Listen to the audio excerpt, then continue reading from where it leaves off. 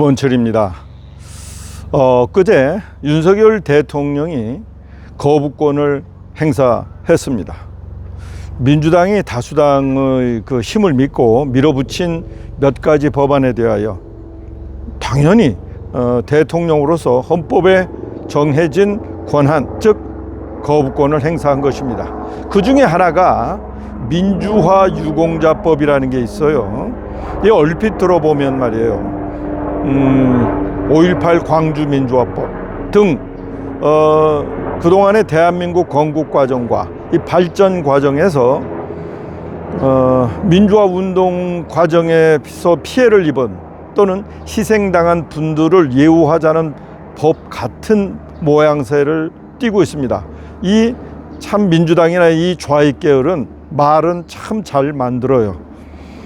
그러니까 얼핏 들어보면 국민들은 5.18 민주화 유공자들이나 또는 이 관련된 민주화 유공자가 될 수 있는 분들을 더욱더 잘 예우하자는 얘기가 아닌가 하는 착각 속에 빠지도록 만들었습니다. 그런데 그 내용을 들여다보면 말이죠, 그게 아니라 대한민국 건국 이후에 지금까지 소위 좌익 계열들이 말하는, 그들이 말하는 독재 시절에 핍박받았던 사람들, 그리고 독재에 항거했다고 말하는 사람들, 독재라고 한다면 이 정의는 당연히 좌익 계열들이 내리는 정의죠. 이승만 대통령서부터 박정희 대통령 시절을 전부 독재 정권이라고 말하죠. 당연히 보수 우파나 자유 우파들은 문재인도 독재라고 얘기를 하고요.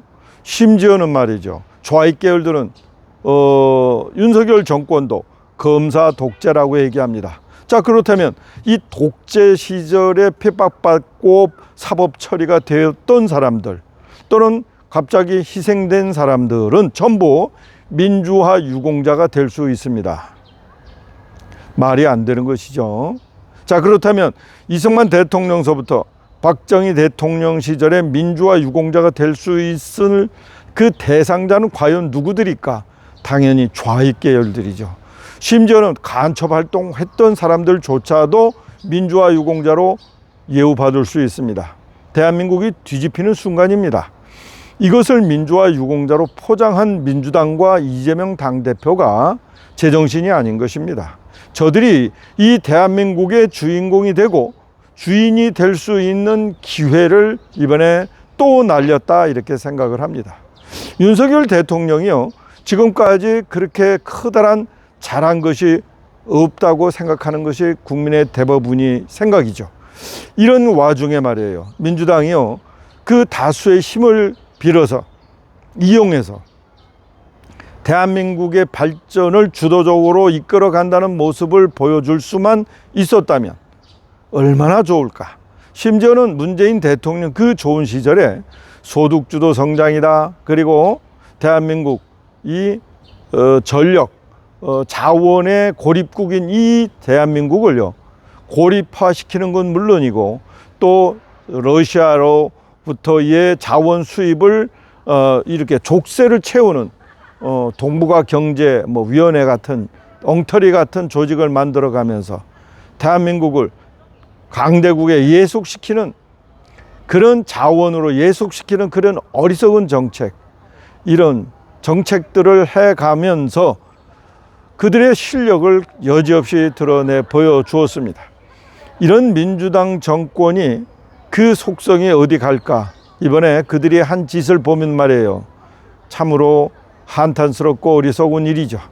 지금 윤석열 대통령이 벌인 여러 가지 그 바보 같은 짓 중에 하나가 의료 대란이 있잖아요. 의료 대란으로 말이에요, 이제 우리나라의 최고 의학 기술을 가진 대형 병원들, 그중에 대학병원들, 그리고 5대 병원이 모두 망하게 생겼다.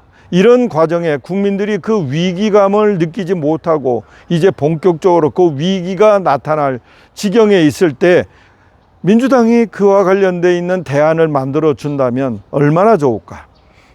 현재도 의사는 늘어납니다. 3,000명씩 매년 늘어나요. 안 늘어나는 게 없어요. 배출되는 거예요. 3,000명씩. 그런데 대한민국의 인구가 지금 앞으로 3,000명씩 늘어나느냐? 그렇지가 않아요. 2070년까지요. 대한민국의 인구가 뭐 3천만 명으로 줄어든다나? 대한민국 인구는 지금 줄어가고 있습니다. 이런 가운데 의사 수만 늘려요? 말도 안 되는 일이죠. 더군다나 엊그제요. 서울대의 그 유명한 공대 교수가 참 그 모 일간지를 통해서 조심스럽게, 아주 조심스럽게 대한민국 이공계의 파탄을 예고하는 비극적인 그 기고문을 썼습니다. 당연히 써야죠. 대한민국에요, 현재 비겁한 사람들이 너무 많습니다. 이공계 출신 뿐만 아니라 이공계 교수들이요, 이번에 의사 정원 2,000명 확대 안을 두고 분발해야 됩니다. 본인들의 생각을 드러내야 합니다. 대한민국 이공계판이 개판이 됐죠. 서울대의 반도체 시스템 반도체학과 25명인가 정원이요, 이 중에 23명이 휴학계를 냈다는 이야기도 들립니다. 당연히 이제 내년에 의사고시를 준비하기 위함이죠. 의사라면 지방의대를 나와도 의사가 될 수 있는 중요한 기회를 잡기 때문에 당연히 시스템 반도체 공학과 출신들도 그와 우수한 두뇌를 가지고 있기 때문에 당연히 내년에는 그들이 전부 의대에 들어갈 확률이 높습니다. 따라서 말이에요, 2,000명이 문제가 아니라 만일에 의대의 경쟁률이 100대 1이 된다면 20만 명이 의대 진학을 위한 공부를 이제부터 시작한다는 뜻입니다. 그 20만 명 중에 말이에요, 그 고등학교 졸업하는 학생들도 물론 있겠지만 졸업한 후 대학에 지금 공부하는 1학년 뿐만 아니라 제가 보기엔 2학년, 3학년, 4학년조차도 의대 진학을 위한 공부를 저는 할 거라고 봅니다. 완전히 이공계가 쑥대밭이 되는 것이죠. 자, 이러한 일들을 우리가 예상할 수 없을까? 예상할 수 있습니다.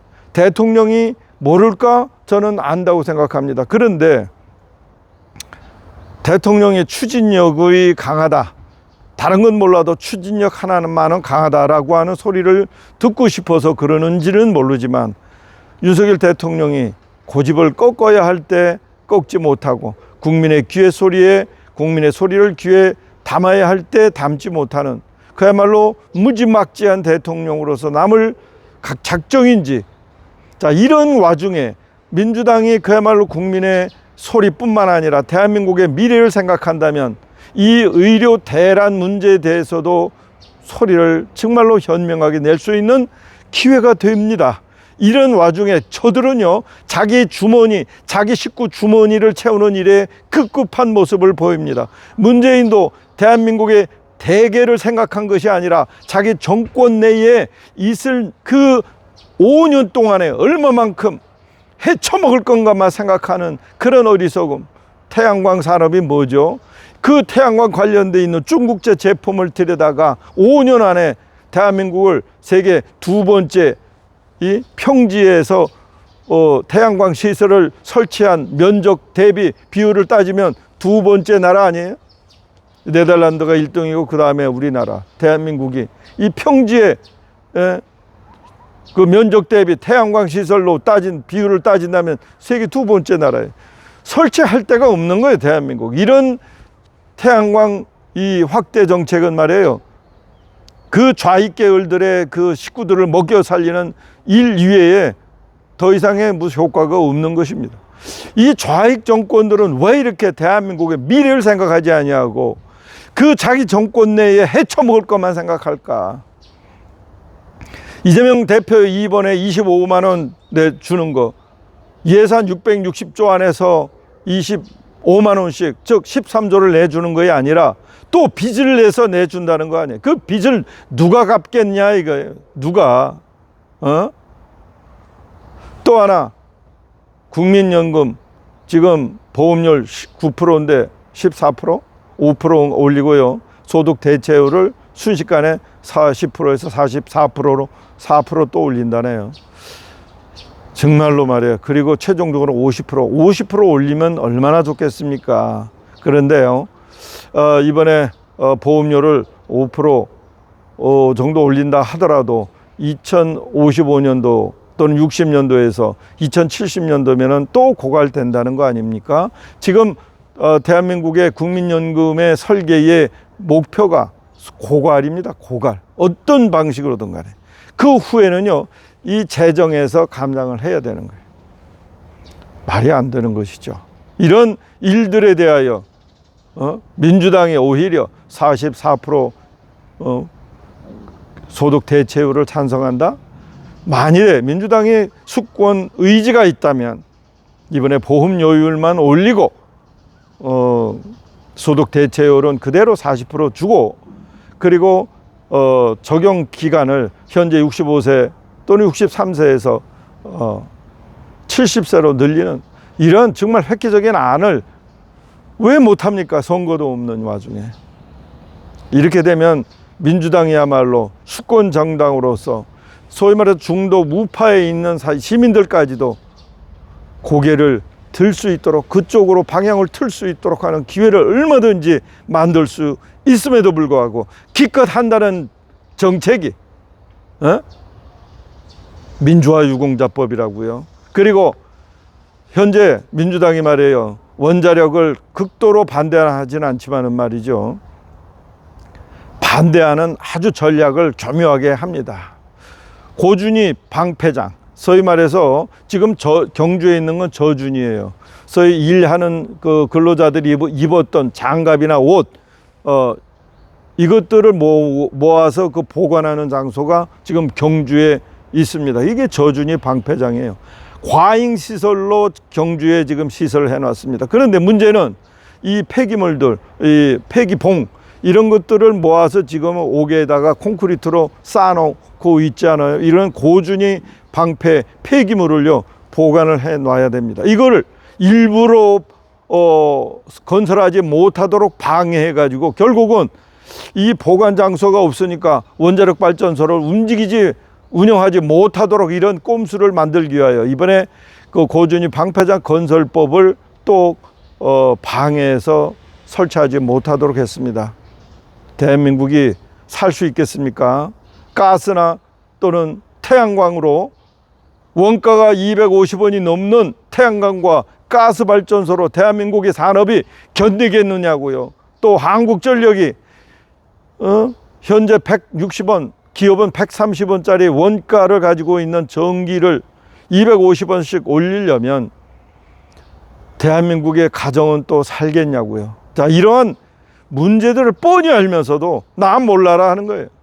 앞으로 대한민국이 20년, 30년, 50년, 100년을 살 건지 그는 날 모르겠다는 거예요. 이렇게 당대에 먹고 사는 문제만 관심을 둔 민주당이 대한민국의 주인공이 되어서는 되겠느냐 하는 얘기입니다. 이재명 대표가 과연 이 문제를 모를까요? 아니요. 다 알면서도 그러고 있는 거예요. 이번에 25만 원 문제를 또 왜 민주당이 들고 나오는지 저희들도 도무지 이해할 수 없는 거예요. 민주당이 정권을 잡았으면 또 몰라. 그렇지도 않은 상황에서 25만 원씩 13조를 빚을 내서 또 주라는 거예요. 국민들한테. 대한민국이 이 정권 하나 잘못 잡으면, 정권 하나가 잘못된 정권이 들어서면 대한민국 망하는 건 순식간입니다. 보세요. 윤석열 대통령 정권 들어서자마자 지금 뭐 하는 짓입니까? 의료, 대한민국 세계 최고의 의료 체계를 완전히 망가뜨리고 있잖아요.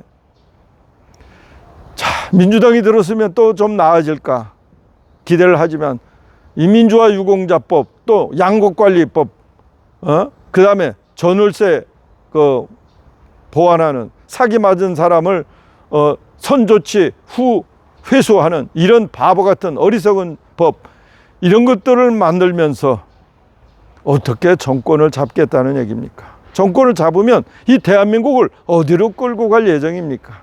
참으로 한심한 이 국민의힘 정권과 민주당 정권입니다. 대한민국 어디로 갑니까? 대한민국 가만히 있으면 선진국이 됩니까?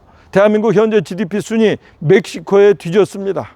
이런데 민주당이나 국민의힘이나 대한민국을 어디로 끌고 갈 건가? 참으로 한심하고 안타까운 순간입니다. 원통합니다. 이런 정치 세력에게 이 대한민국이 맡겨졌다는 현실 참으로 원통합니다. 오늘은 여기까지 하겠습니다.